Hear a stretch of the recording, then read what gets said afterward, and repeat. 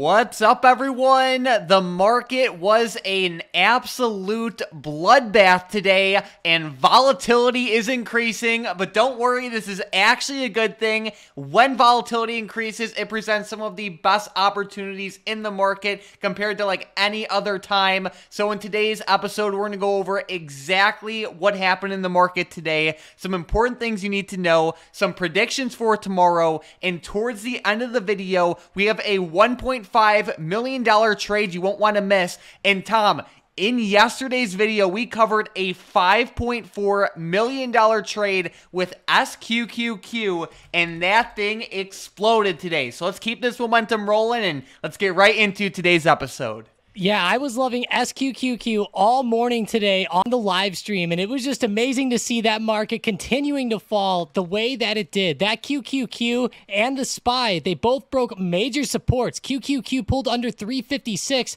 which was the low from Monday. That was a good break there. We go over to the SPY's chart. Another terrible drop below their low of the week, right around 428 to 428.50. So we're seeing some great momentum to the downside, and whenever I go out to a daily chart on SPY and I start to zoom in a little bit, I don't know, Mike, this thing's looking pretty scary. Like it's not often you see SPY move from 444 all the way down to 425 in just 3 to 4 trading days. So we're definitely seeing some big supports break, and it's been awesome to trade. Let me know in the comments if you guys benefited off of any of these nice plays, because we've been talking about SQQQ a lot, along with just these big supports in the market starting to break on these big tech stocks. Man, Microsoft and Apple were brutal again.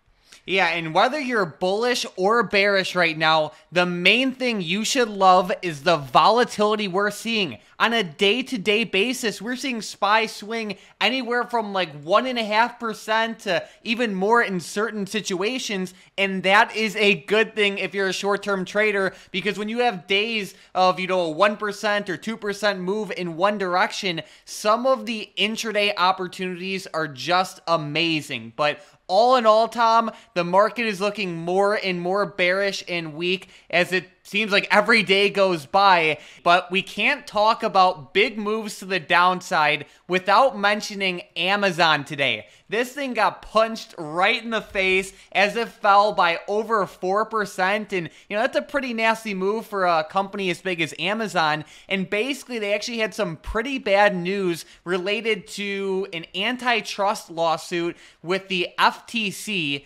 Long story short, Amazon is being accused of being a monopoly and abusing their power, raising prices, and kind of stiffing a lot of their like competition, you could say, and you know, just kind of like using their power in ways that maybe they shouldn't. But either way, this is not good for Amazon, and the stock surely didn't like it today.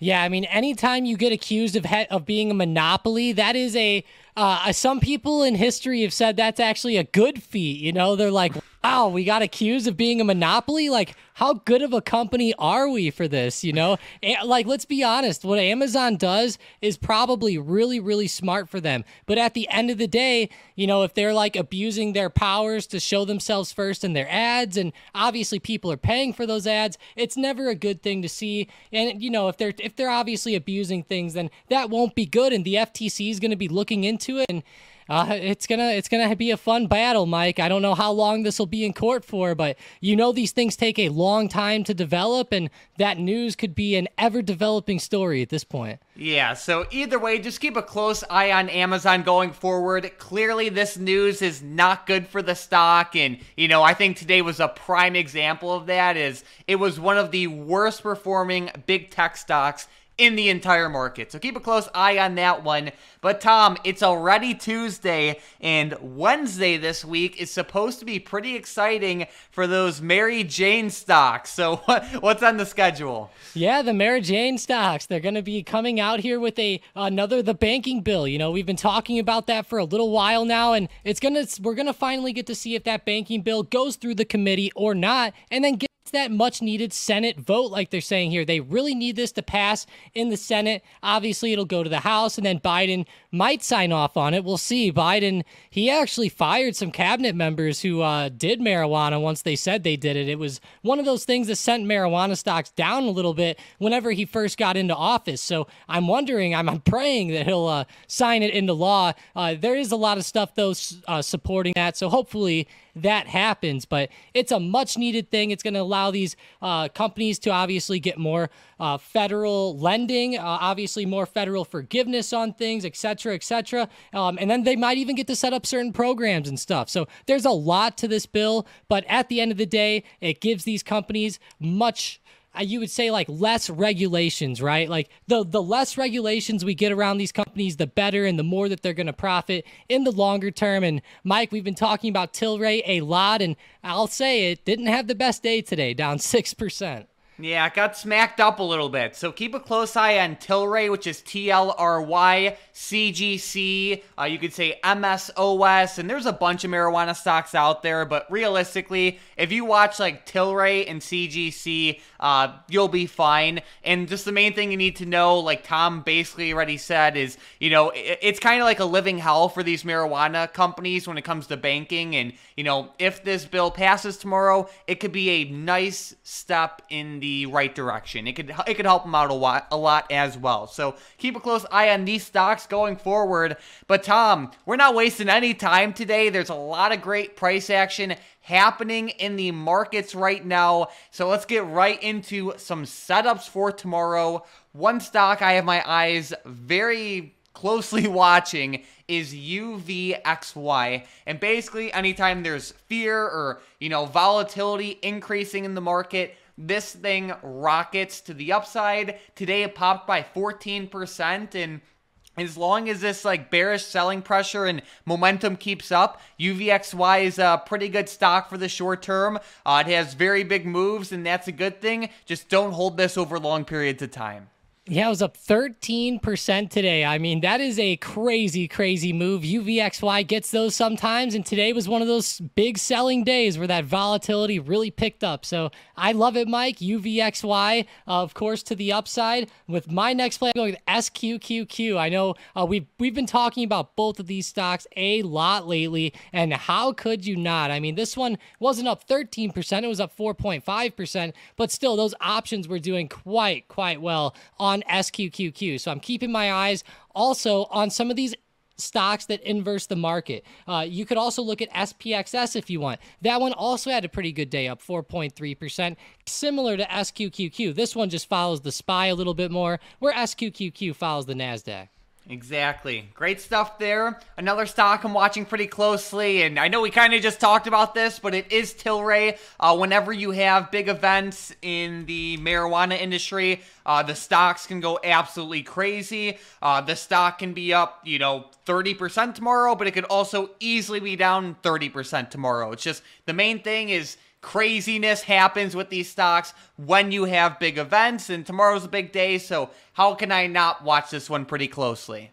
Yeah, I love it, Mike. I mean, if that event goes well, these MJ stocks could really pop off to the upside. So I'm with you. Let's go. Hopefully Tilray has another good move. I would love it for my shares. But with my next play, I'm going with NVIDIA. I know we've talked about this one a little bit.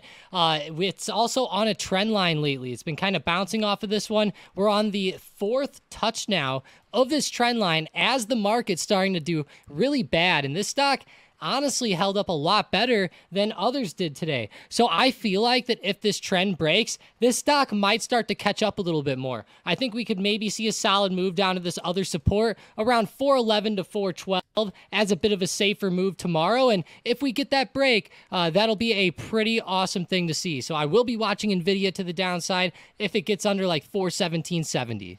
Sounds good. And then, Tom, NVIDIA also bounced off of that 418 level shown by Bookmap in a great way today. So tell us more about that. Yeah, we had a nice 418 bounce there end of day, and if we get below there and get under that like 417.70-ish area I said, which is just under that support, then I think we could have a nice move down. You know, look at 415. There's a lot of buyers stacked up there. I would assume that they come back in tomorrow as well. So watch 415. That might be an intraday target if you are to scalp it. And then under there, we can go even further. We can scroll down, see like 413, 414, but the big level is 410. That would be a big level if we could get down to there, but 415 should definitely be one of the first targets. Seeing those buyers there is so important, and we could see a pretty good intraday bounce. No doubt, and if you've been struggling in the market lately, definitely consider trying out Bookmap. It is absolutely amazing, and you can just see on the charts right here how it basically had perfect levels throughout the entire day. Basically, what Bookmap does is give you like an X-ray view of what's actually happening in the markets behind the scenes, where it shows you exactly where buyers and sellers are secretly lined up. Having access to this information is very, very helpful. And if you want to try out Bookmap, check out that first link in the description in the comments down below. You will save if you use our link. We have discounts automatically attached. Bookmap's awesome. You got to try it out at least for a month. Again, it'll be that first link in the description in the comments down below. But with that being said, Tom, it is now time for those momentum plays. And coincidentally, the first momentum play is NVIDIA to the downside. Yeah, so let's just go back to Bookmap, right? Let's see where we're sitting at. Go ahead and make us break below 417.50. Like we said, it's just below that 418 support that we saw today. Alrighty, with the next one, we have Apple also to the downside. Yeah, AAPL. So go ahead and make them break under 171.50. I've had that level on the charts for a while now. All right, and then with the last one, we have Tesla for both directions. TSLA, one of the most popular stocks out there, Mike. So to the downside, let's look at it below 242. That's a pretty big support there. That's going to be a big level to watch. To the downside, to the upside, watch $250. We got pretty close to bouncing there today, and I think that's going to be a big psychological level as well. Sounds great. So we have the upside level for calls, the downside level for puts with Tesla, and then don't forget about Apple and NVIDIA as well for some potential downside plays only if they break below the levels Tom listed. But it's also now about that time for my favorite part of the video. You guys already know, which is the big money trade of the day. And today we are looking at ticker symbol VXX. Basically, someone dumped $1.5 million into the VXX 23 strike call options that expire on November 17th of 2023. If you don't know how options work, basically the higher VIX goes, the more money this trader will make, the more millions they'll make, I should say. And VXX rises when fear and volatility and, you know, downside selling pressure is coming into the market, and that's why it's been booming lately. But all in all, I think this play is pretty decent. It's very similar to the $5.4 million big money trade with SQQQ that we talked about yesterday. And all in all, I do not think these trades are bad. And, you know, as long as this selling pressure keeps up, they can definitely keep going. Yeah, that $1 million trade from yesterday is already doing amazing. And depending where they entered here today, I bet you this one's doing amazing already as well with the way VXX held up today. It went up almost all day long into market close. So I can't wait to see how these stocks continue to go. I'm looking for that SPY to move to the downside along with QQQ, and that would be great for these two stocks. So let's go VXX, Mike. That's just another fun one to watch here. And it's always good to see the big money thinking that the market's kind of going to fall here, especially as, you know, we're starting to see that volume pick up, and that way it's just easier to get on that put train, right? Because, you know, the market goes up the majority of the time, but when it goes down, it takes that elevator, and it's so fun to trade.